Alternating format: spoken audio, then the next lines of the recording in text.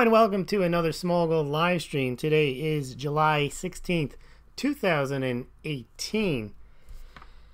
And tonight's topic is significant differences between gold and silver. And we are going to go through some significant differences as well as some similarities. But before we do that, let's take a look what happened in the market. It was a pretty flat day for gold and silver. Gold trended down from about 12.44 down to 12.37, and silver drifted from 15.84 to 15.77. Cryptocurrencies actually had a very big day today. Cryptocurrencies were up significantly. Bcash was up to $800, Bitcoin up to $6,700, Ethereum about $479, EOS at $805. Litecoin about $84. All these reflected between 5 and 10% gains. All right, the other thing that happened today was the Trump-Putin summit and the press conference, and it was amazing the amount of hysteria over it. They called it the Treason Summit. I mean, you're talking about a press conference, and they basically were upset that Trump didn't contradict Putin and go over and throttle him and tell him, I told you to cut it out. It is amazing the reaction you see in the press. You see Brennan, who is the former CIA director, now works for CNN. He tweeted out, Trump's press conference and performance in Helsinki rises to and exceeds the thresholds of high crimes and misdemeanors. This is a press conference. It was nothing short of treasonous. Not only were Trump's comments imbecilic, he is wholly in the pocket of Putin. I think because he didn't go over and slap Putin around. Republican patriots, whoever, you know, this is coming from a guy who voted for a communist in 1976, Gus Hall. He admitted that, got caught lying to Congress, and what's treasonous, you would think, is undermining a president when he's meeting with a foreign power. So you could disagree with how he may have chosen to publicly present himself to Putin, but to call a press conference treasonous. I saw another person saying he's colluding and destroying our democracy. He's not colluding at a press conference. It's just unbelievable the amount of time people spent calling this the Treason Summit and so on. And they also had the 12 indictments of the Russians that they never intended to follow up on, and that was all prefaced to get it out there. They've known about these 12 Russian agents for over a year. They just decided to indict them on the eve of the summit, and then today, gasp, they said, the Justice Department said they had arrested a spy, Maria Butina, whatever her name is. She was a Russian woman and she was going to infiltrate something or other. Of course there's spies in the United States. They are purposely trying to create this Russian hysteria, and not just the Russian hysteria, that Trump is colluding and that he's weak with Putin, that he's being treasonous and how they need to impeach him. It's pretty unbelievable to watch, but that's not what we're here to talk about today. Today we're here to talk about the significant differences between gold and silver. We're going to go through them. And apologies for those of you who are on the line again. I actually went through this for 27 minutes. And, well, we're going to give it another try here. And I hope you can still hear me as I see that you can. All right, so let's go through some of the differences and why they're important today. Because they do factor into price, they factor into politics, and we'll give you some real-life examples. So the first one is silver has been completely demonetized. Gold has not. And let me tell you, let's go through what happened with silver. Silver lasted longer as a currency than gold did. Silver was not taken out of coins until 1965, but silver was removed from the monetary system starting with John Kennedy. Let me explain what happened with Kennedy starting way back in 1961. He was one of the first Democrats to break from being a silver Democrat. The Democrats always preferred silver. They wanted it as part of a bimetallic standard. They thought it was inflationary. And Kennedy started saying, in part and parcel of his presidency, in 1961, he said, "At my direction, our sales of silver were suspended by the Treasury of the Secretary of the Treasury." As further steps, I recommend repeal of those acts that oblige the Treasury to support the price of silver, and repeal of the special 50% tax on transfers of interest in silver, and authorization for the Federal Reserve System to issue notes in denominations of $1, so as to make possible the gradual withdrawal of silver certificates from circulation and the use of silver thus released for coinage purposes. I urge the Congress to take prompt action on these recommended changes. What he's saying there in his garbled Boston accent is he did not want there to be silver lying around for the purposes of redeeming silver certificates. Now, that's very important, because what he's saying is that silver is for use in coins and coins only. Now, if that statement in 1961 didn't get the point across, in 1963 in January, in an economic report to Congress, he said, and I again urge a revision in our silver policy to reflect the status of silver as a metal for which there is an expanding industrial demand. Except for its use in coins, silver serves no useful monetary function. Period. End of story.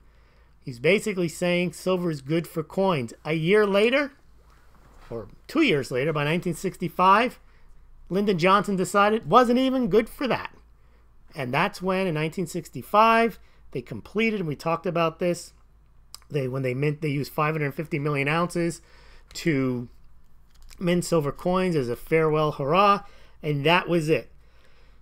Later, in 1981, the United States sold off its strategic silver stockpile.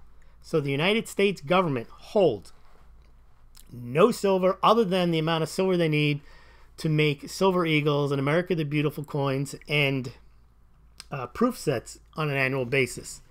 The most they've ever used in 1 year is about 50 million ounces in 2015, when they minted about 47 million American silver eagles and a few 100,000. I think over a million. I think they minted over a million America the Beautiful that year, and those are 5-ounce coins.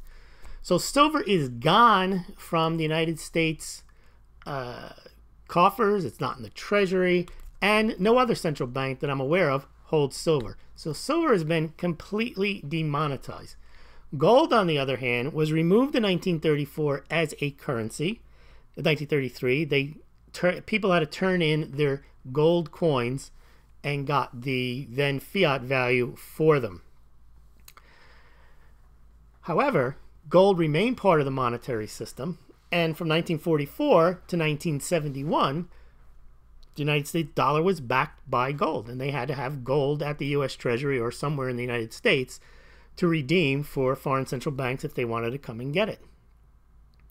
So even when the United States went off the gold standard, or more, probably a better way of saying it, more precise, went off the Bretton Woods standard, countries still held gold as reserves. And in fact, the United States still holds gold at Fort Knox and at other places.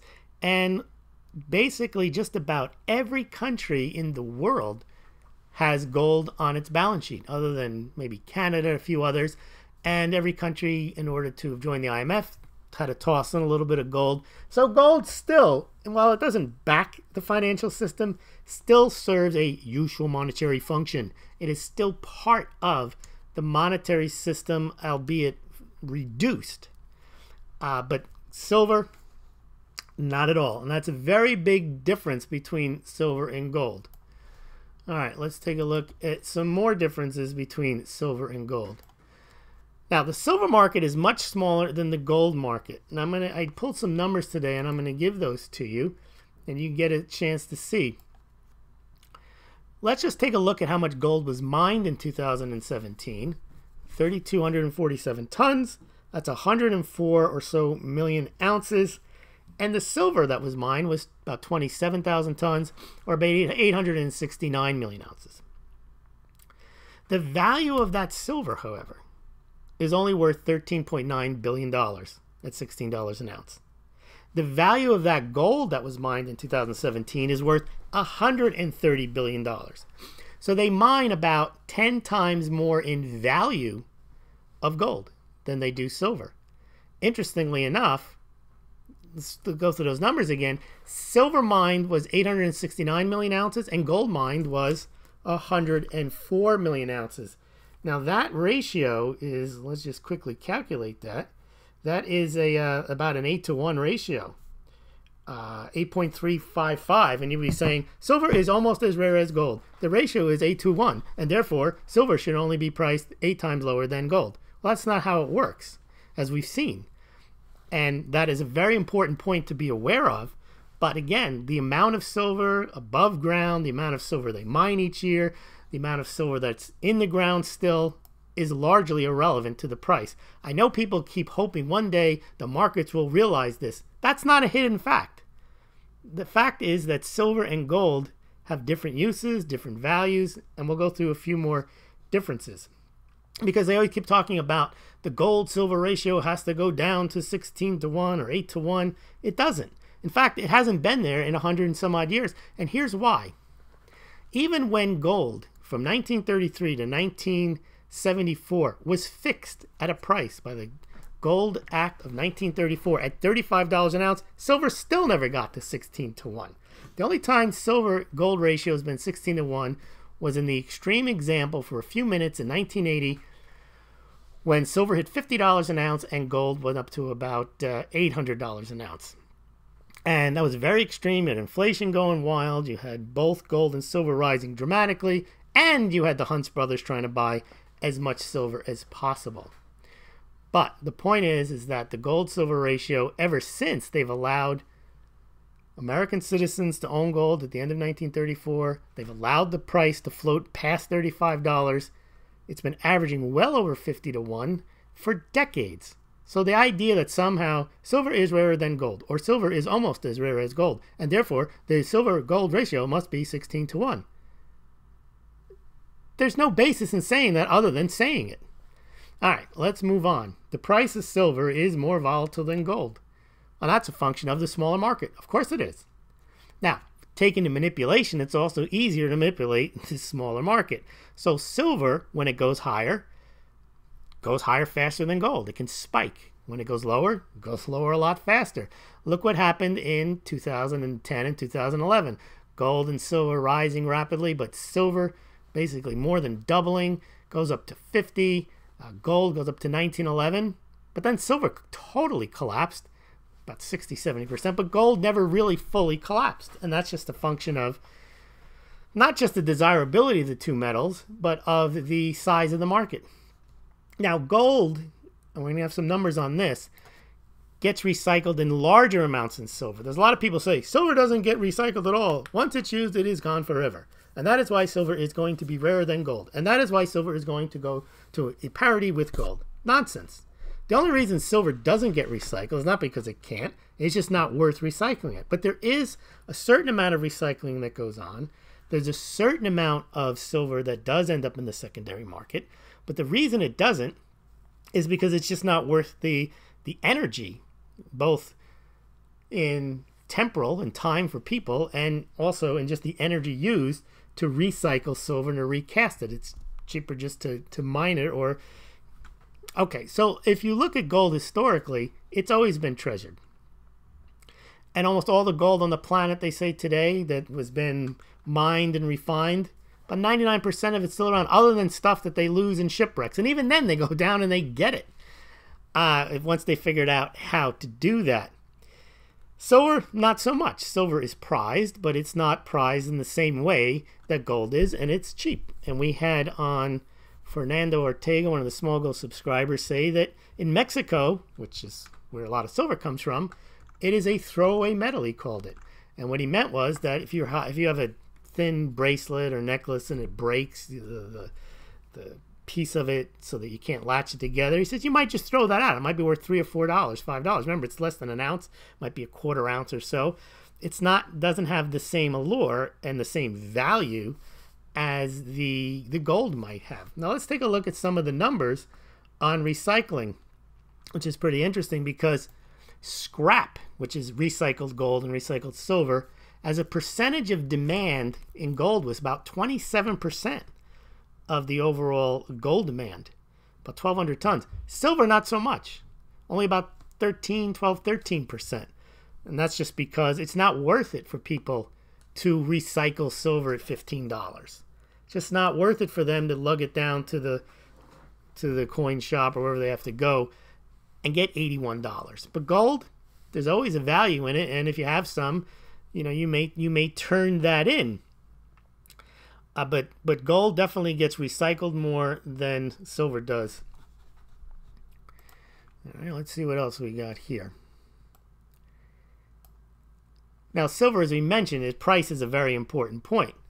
Silver is a precious metal, but it's priced closer to base metals than it is to precious metals like gold, platinum, palladium, and rhodium. Platinum is what? $800, gold $1,250, palladium 9 something, rhodium I don't know where it is now.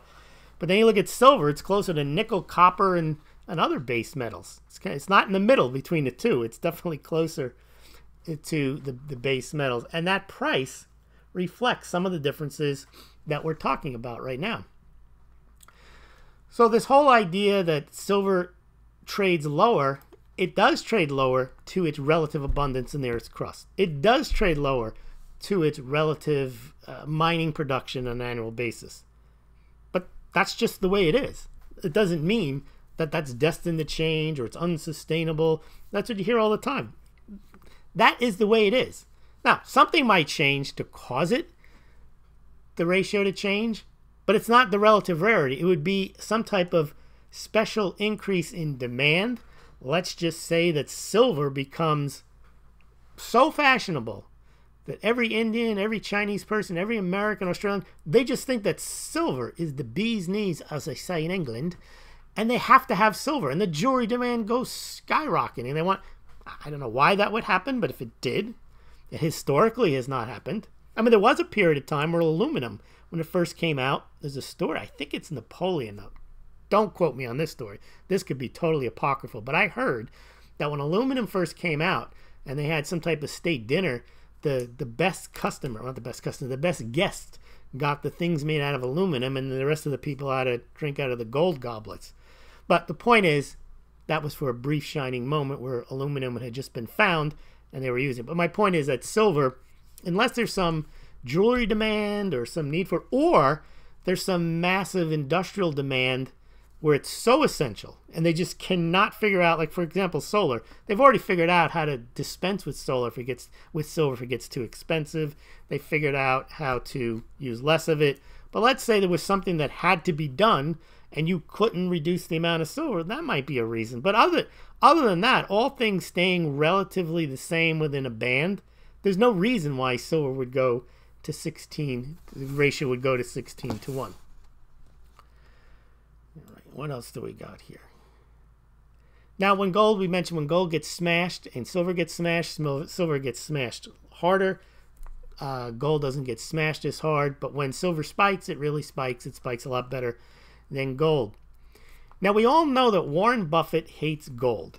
He has that famous statement where people dig gold out of the ground and then they bury it again and then they guard it, and people looking from outer space would be scratching their heads, and gold doesn't pay a dividend. Yeah, I get all that.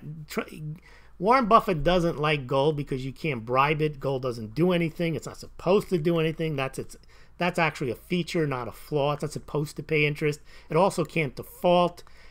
You can't. Buffett likes to get on the board of a company he buys, influence the company. He can arrange for it to go higher. He can arrange implicit bailouts to make sure he doesn't lose investment. Can't do that with gold. But what's interesting, he did buy silver in 1998, which is surprising because he's totally against gold. Now, why did he buy the silver? Hard to say, but maybe he saw increasing industrial demand for silver. But he bought 130 million ounces of silver in 1998. He did sell it shortly thereafter, a couple of years. He made some profit on it, but he didn't make the huge fortune that he could have made had he held on to it all the way through the 2000s. But he got rid of it soon thereafter. Some say that he took that silver and he was buying it on behalf of the banks and they were going to use it for ETFs, but that we don't know. But that's what some people speculate about. All right. What else do we got here? Now, we mentioned the John Kennedy story. Let's take a look now at a real life example of why it's important for a country, knowing the differences between silver and gold. We're going to use India as an example. Now, India, as you know, imports vast amounts of gold and silver. And the Indian government hates the fact that its citizens love gold. And there's a reason for that. Because the value of the gold that India imports dwarfs the amount that the amount of silver that the Indian government imports. Now, keep in mind that silver's industrial demand is about 65–70%, and gold really has about 9 to 10% industrial demand. And the reason silver has such a massive industry demand, as we're going to see with India, is because of its very useful properties. It's reflective, it's conductive. So conductive means you can use it in electronics very well, and reflective, it's very good for solar panels. Now, gold has very good conductive properties as well. It's just too expensive to use wide scale in electronics, but it's very good in space electronics because it doesn't tarnish. If you're going to have to put something up in space where it just has to be indestructible, you're better off with gold and silver. And also, what's interesting about the gold and silver, we've mentioned this the other day, but the demand for jewelry, gold jewelry, is about twice the amount of the demand for gold investment bars. And the demand for silver jewelry is about twice the demand for investment silver bars. So the mentality of people who are buying silver in India isn't because they're expecting a collapse or they're buying gold. A lot of that is basically because they can. A rich society can afford to buy silver and gold adornments. They're not just buying it for collapse purposes. In fact, I argue, and I've been arguing for the last couple of months, that gold and silver demand is greater in a wealthy society. Look at China and India. They're actually increasing their wealth, and that's what makes up the bulk of our gold and silver demand, is because they're wealthier. And they're buying gold and they're buying silver. Now, for industry, there's somewhat of a fixed need for industry. And if you look at India, India has a significant need for silver for solar panels. They built the world's largest solar power plant. And also they now have the world's largest cell phone factory that they're operating for Samsung. Both of those projects and initiatives, they have a solar power initiative across India, are going to require silver.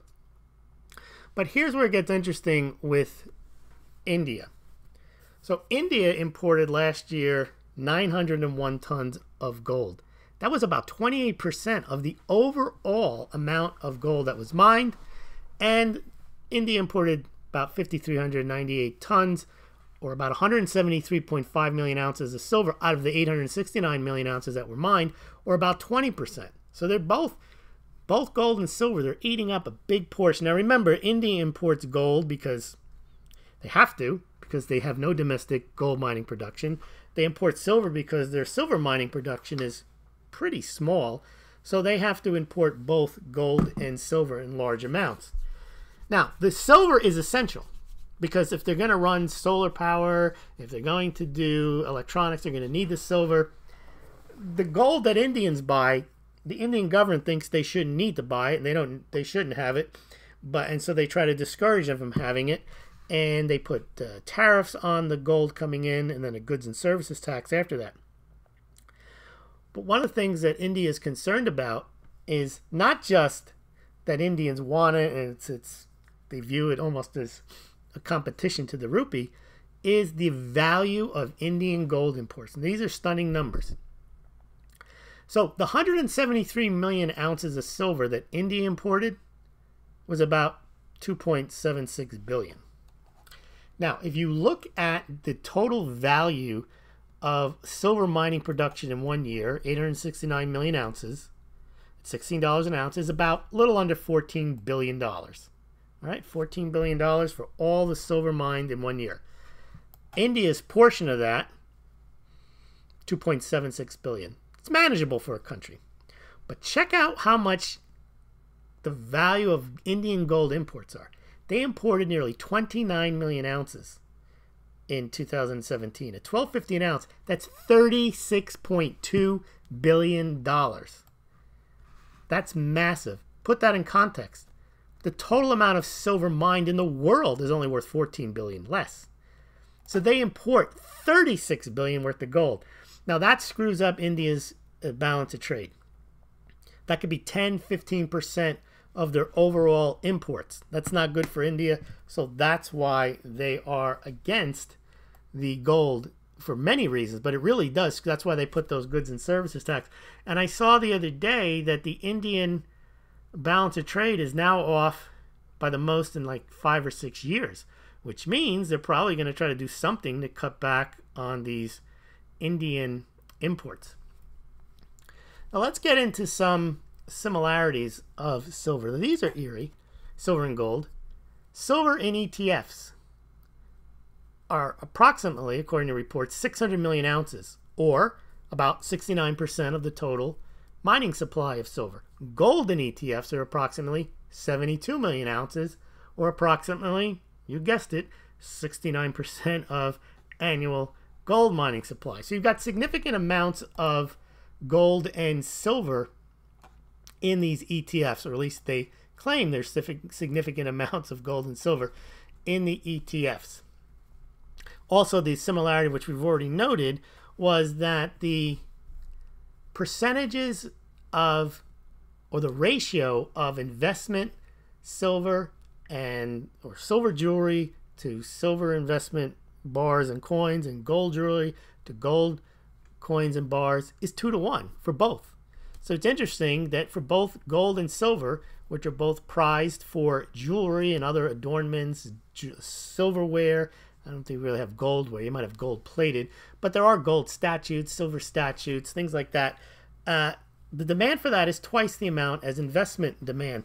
Now, you could say that silver jewelry is also investment, but it really isn't, because they're talking about first of all, the numbers are about the form of it.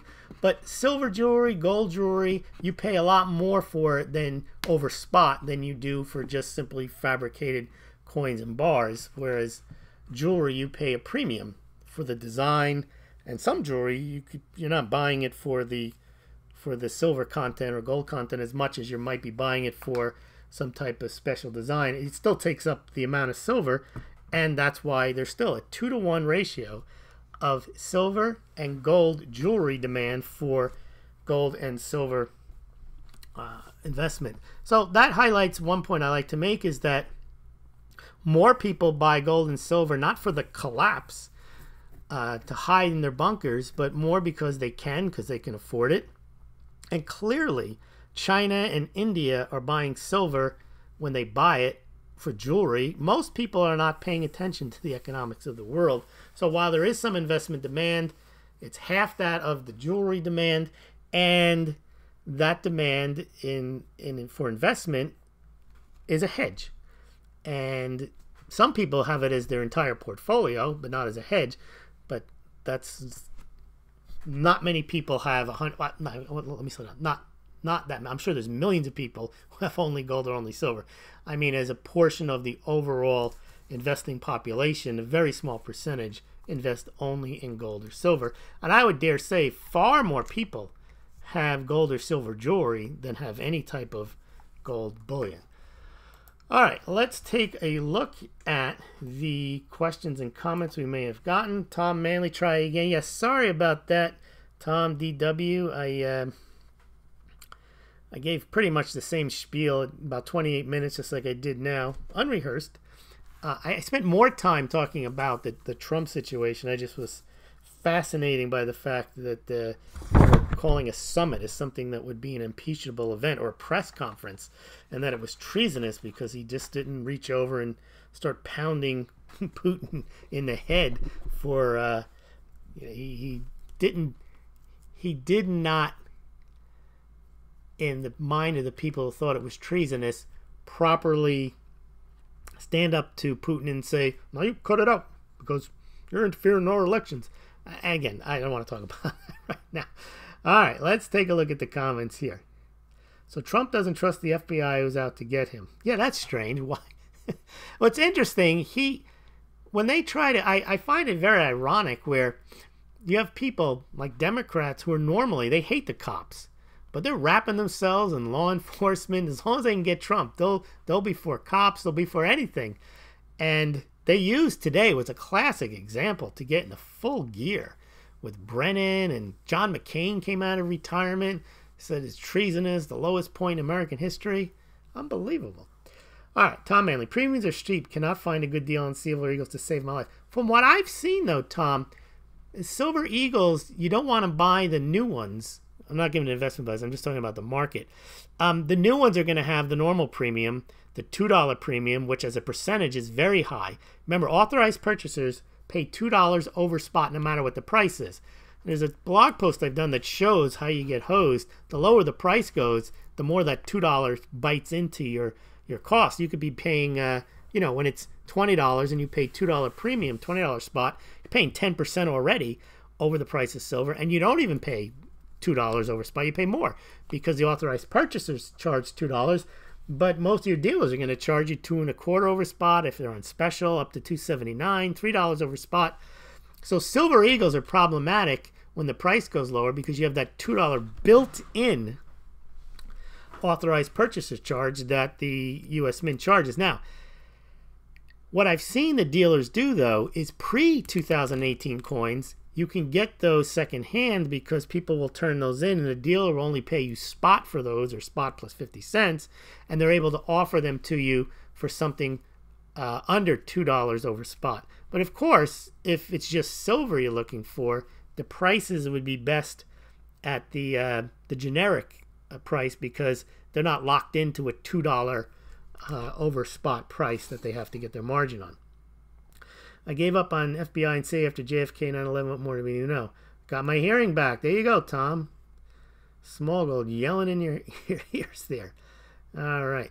I understand. Let's see. You're talking about rounds.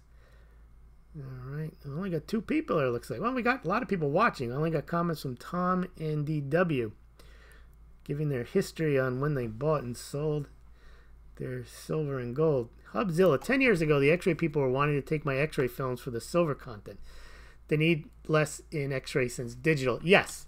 And in fact, it's almost, if you look at the numbers, the amount of silver for photography, way, way, way down. I think it's only like 40 million ounces a year. But at one point, that silver, I don't have the numbers going back that far, but it was hundreds of millions of ounces a year that was required for photography. And that got made up in the almost just shuffled right out in electronics and then solar. They basically took up the industrial portion that that went away with photography, and they picked it up in electronics and also in solar. So that's a very good point there. I don't remember, but I guess that was a big deal. I think Kodak was like a big silver, what's the word? Silver consumer. All right, Trump is what, 70 and just got elected? We are young. Oh, there you go. That is true. DW, in the past, I invested in the stock market that didn't go well. I've invested in gold and silver buying on the way down, but I hope the price will get back over $13.50 and 20. Well, we'll see. I mean, the price, what I've seen is when the price goes down, you want more volatility. We had a period of time there where the price was basically flat. And what that does is it does stimulate Indian demand for sure. But U.S. retail demand just goes away when the price is flat. I've been following the U.S. Mint and the Perth Mint and the Canadian Mint and the Australian, all the mints for a while now. And I think part of the reason the prices are down, first I thought it was crypto, but I don't think that's what it is because crypto is down now too. There's not a lot of money going to crypto. The trading volumes are low. I think it's because the price is flat. I think people either want to see the price going down, so they figure, okay, now it's too good to be true. The price is low. I'm going to buy. Or they want to see significant movement in the price up. They want to chase something going higher. Now, DW, I'd rather have a gold coin than a gold ring. Well, tell that to your wife that you're going to give her a gold coin instead of a gold ring. Most people wouldn't want that. Most people are not thinking of the value. They're thinking of a luxury item that they'd rather have. You can't wear a gold coin. bought stocks back in the 80s, just let them reinvest. Some did good, did poor, some gone. Yep. Ring might get through border airport if needed. Though that's what a lot of people did. They said the people fleeing Europe in the 30s and 40s, they took their wealth with them. The gold on their backs and in their bracelets and their necklaces. All right. DW. Why does India care about the balance of payment? Can't they just print more paper money like we do? No. You always have that issue with your balance of trade. You know, it's not the same thing. I mean, you can't just print up your difference in your balance of trade. So they are very concerned about that. Women love gold, not Bitcoin. Clearly, I mean, Bitcoin is not a. There's no use case for Bitcoin outside of it being spent around and sent around. By the way, JR Innovations, I sent you I commented on one of your videos that there are about, there's many of them, but I listed about 8 or 9 of the payment processes. The big ones are BitPay and Coinbase, and Binance also does it, and they claim to be very profitable. So the idea that merchants aren't going to take Bitcoin, that's not true. In fact, if you look at all of the major bullion dealers, they all take Bitcoin. Some of them take Litecoin, Ethereum. Why? Because they don't take Bitcoin. They run it through a payment process. You go to AppMex. I did this the other day. Go to JM Bullion.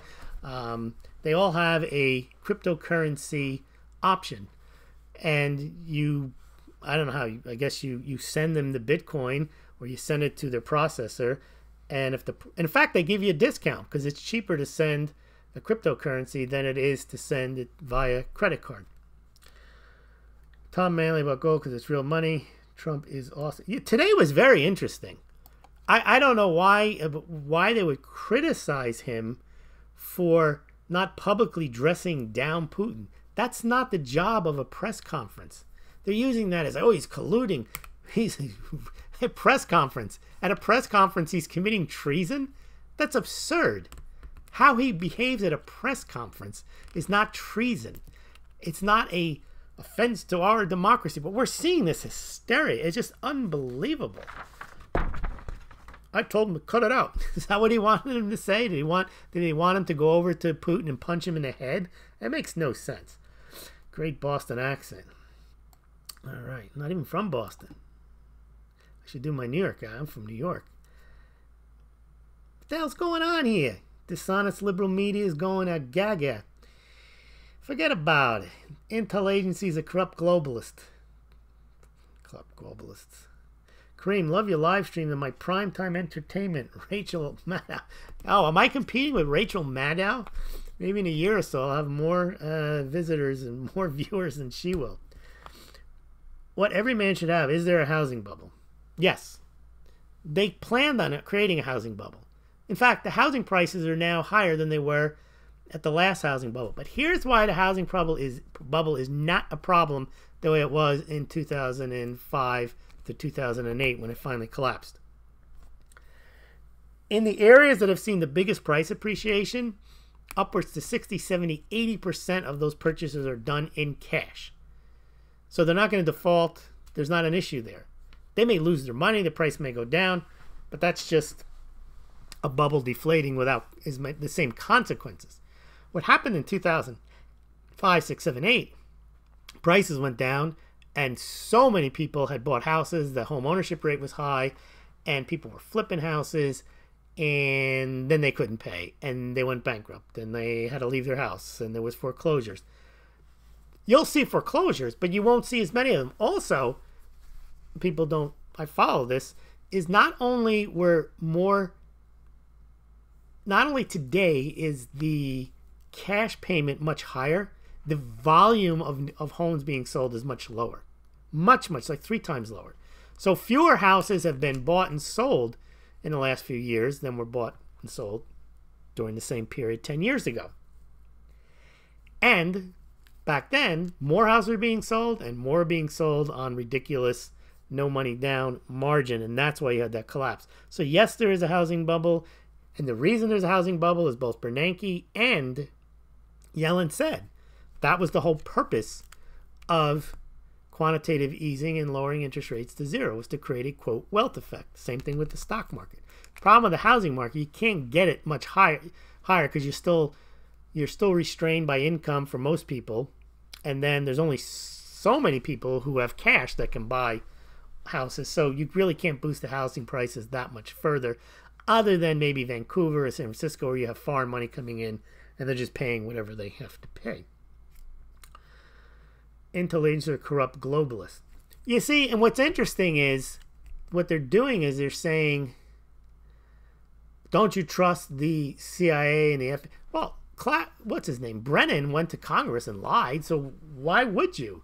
I mean, there's a certain point where you have to have a healthy skepticism at least, but this idea that you just have to trust blindly what they say, and look, if you've listened to Strzok, Page, and you followed all this, forget your politics, forget which way you're looking at it.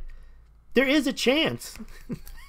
There are bad cops, bad CIA directors, bad FBI directors. It may not. There's a chance. That's all you have to imagine. And to say that there's no chance and everyone there is fine, upstanding citizens and they have no bias and they would never do anything other than what's in the best interest of the country, well, why wouldn't you have that same opinion of the president? You shouldn't. I mean, you shouldn't say everything Trump does is, it's for the best interest of the country. If there's a possibility that he doesn't, well, you would point it out. But the thing is, they haven't pointed out, other than they just insist he's been colluding with the Russians. All right. What do I think of the hemp industry? I don't know anything about, I know what it is, and I know that there's a lot of, the thing about the hemp industry is that I think George Washington used to create hemp, and hemp should be cheap, and it should be for rope, and I'm not sure there's a lot of money in it as hemp. I think the money in hemp, the big money in hemp, is in its narcotic value. And for the THC, for people who want to get high and be like the liquor industry, the beer industry, the wine industry, then also for whatever medicinal value in it. But just to make rope, I don't know. I mean, it used to be a cash crop. The reason, tobacco is a big deal is because they can mark it up. I mean, it grows like a weed too, but they can mark that up because people get addicted to it. Yeah, hemp is about to get legalized. Isn't Kodak bankrupt? I think so. That's why I was mentioning Kodak a while back. They got to go blockchain to stay in business. China has a mint. Why not Russia? Yeah, China has a mint. They don't make much. They make those pandas in gold and silver. They change the design every year. I don't know if Russia, I've never looked that up. I have done times where I've gone and I've done Google searches and I looked up who has mints. You'll be surprised. Like South Korea has mints, and they do ship coins into the United States. You can go on I've done this. You look and you type in a country and you look. I don't think I've seen any Russian coins for export though. But Russia is the third largest gold mining country. They take about 60-70% of their gold mining production. They go straight to the Russian Federation Central Bank, and then they sell the rest of it. I'm surprised they don't mint some of it and ship it out. All right, how can these Bitcoin payment processes be profitable when the price keeps declining? Okay, so the way they can be profitable, first of all, is they hedge it. So when they take a Bitcoin, which means they're buying it, you automatically sell it. And so now the only thing you're doing is you're making a processing fee.